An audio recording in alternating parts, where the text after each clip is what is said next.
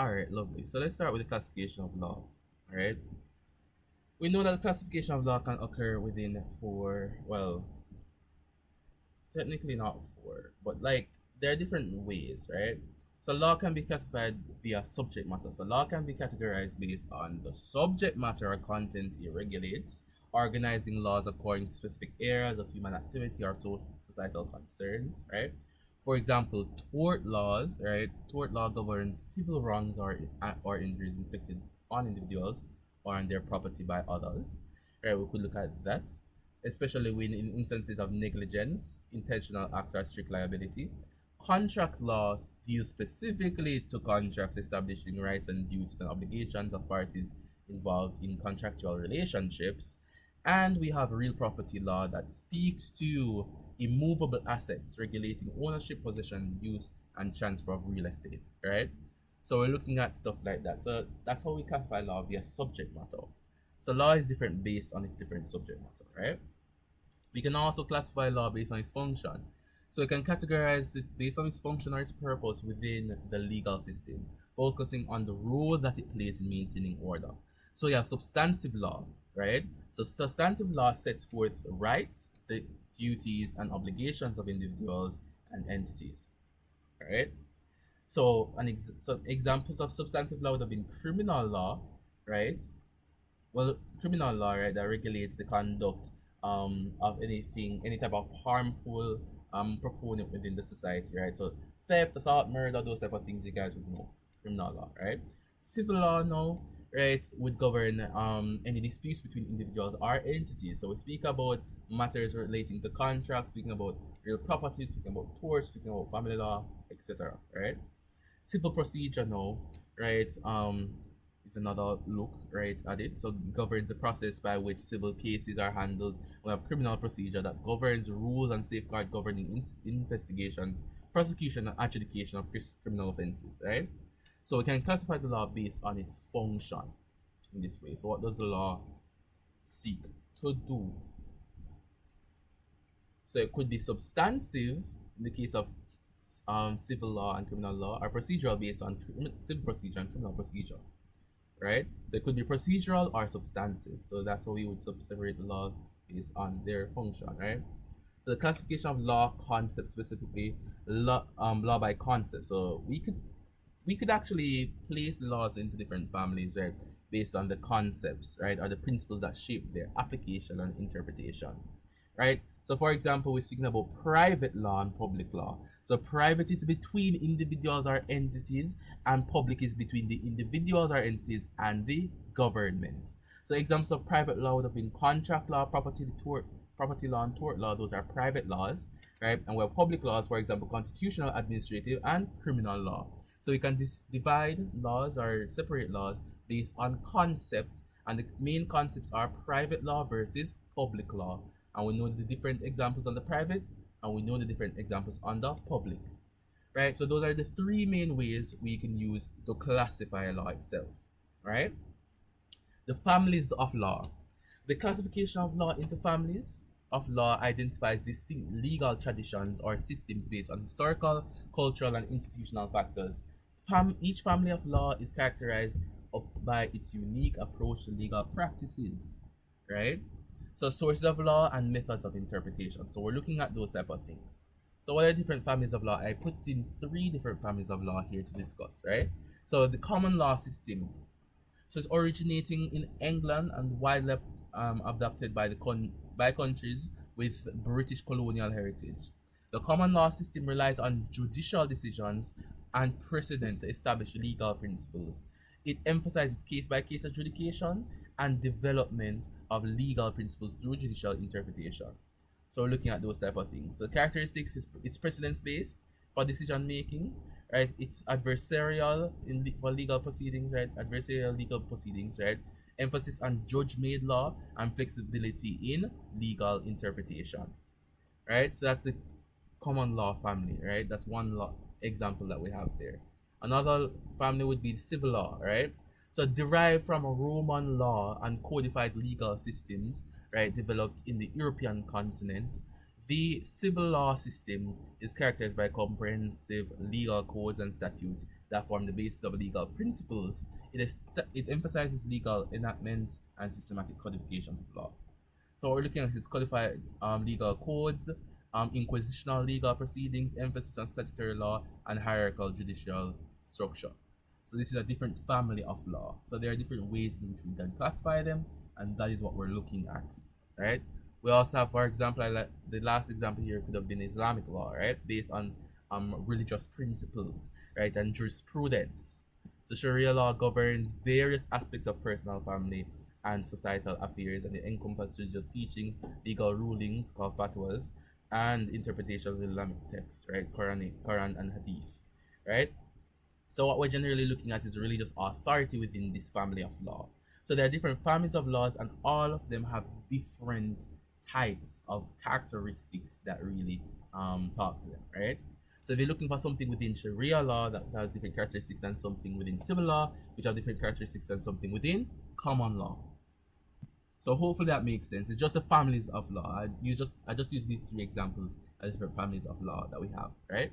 We also have division of law via political ideologies. So the ideology of the society can change the political framework and hence the legal framework and of the society, right?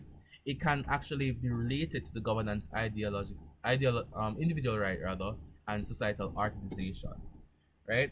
So we have liberalism, right? So rooted in principles of individual liberty, equity, and limited government interventions, liberalism emphasizes personal freedoms, property rights, and the rule of law. So we're looking at these characteristics of liberalist legal principles, right? So legal implications, though, emphasis on constitutionalism, separation of powers, protection of civil liberties, private property rights, and contract enforcement. So these are some characteristics of this this law stemming from this political ideology. We have socialism as well, so advocating for collective ownership of means of production and redistribution of wealth. Socialism emphasizes social equality, economic justice, and community welfare. So the legal system influenced by socialism prioritizes social welfare, economic regulation, and state intervention to address inequity. So the legal implications of this now, right? It's emphasis on social justice, welfare rights, labor rights, and state regulations of industries. So we generally see those things popping up within socialist societies for their legal systems, right? Conservatism, right? So rooted in traditional values, cultural continuity, and skepticism toward radical change, right? Skepticism toward radical change. Conservatism emphasizes preservation of societal institutions, order, and stability. So we usually see those things within the conservative family of laws, right? So emphasis on prevention of traditional institution, on preservation rather of traditional institutions, for example, family and religion, moral and cultural values, law and order, and limited government intervention, and with respect to authority and hierarchy. So we're generally looking at those type of things within the categories of laws based on political ideologies. So I have the separation of law based on subject matter, function, and concept, based on the families of laws, which I gave three examples, and based on political ideologies, which I gave three examples as well. Right? So why do we classify law? Could anybody else let me know? Why is it done? Why do we classify law?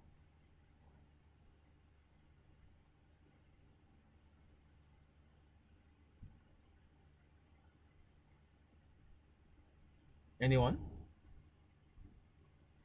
Does it make sense to classify law? Why do we classify it?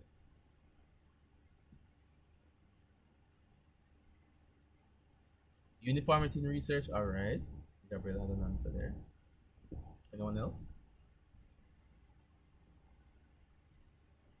Doesn't classifying the laws make it easier to search for precedents and stuff like that? Make it easier to distinguish between which law Sir, goes and which goes? Go ahead. so it allows like the attorneys, clients, judges, like to know like under which subject matter of law, like redress and so forth. Alright, so it allows them to find remedies quicker, right? Based on the fact that the laws are, classified in that way. So, organizational structure, the classification of law helps to organize legal principles and rules into coherent frameworks based on common characteristics, so subject matter or sources. So looking at these organizational structures that facilitate the access of legal information, making it easier for legal practitioners, scholars, and individuals to navigate and comprehend the law. That's important. Understanding and analysis as well. So if the laws are neatly organized, the classification allows a systematic analysis of legal doctrines, right? Trends and developments, enabling scholars and practitioners to identify patterns, similarities, and differences across different areas of law. So this is important within legal research as well. We have specialization and enterprise, right? Well, sorry, expertise rather. Why did I read that as enterprise? Expertise, right? So we're looking at that. So it allows for specialization, right? So it allows for focusing in on particular fields or subfields of law, and legal professionals can develop specialized knowledge, skills, and competencies, right? So you can specialize in contract law, specialize in criminal law, specialize in international law. If it's separated like that, then we can have the advent of experts, right, within specific areas of law. Legal education and training, as well as legal practice and application, right? So it allows legal training. Well, it allows legal education and training programs to provide structured curriculum that covers specific legal principles in specialized areas of study, right? So it allows for a complete organization of legal education, right? In legal practice as well, the classification of law guides lawyers and legal professionals in applying relevant legal principles and rules to specific factual scenarios or cases. So it allows them to figure out what can be used where and when. Right? We have comparative analysis as well. It allows or facilitates comparative analysis of legal systems and traditions across different jurisdictions and cultures.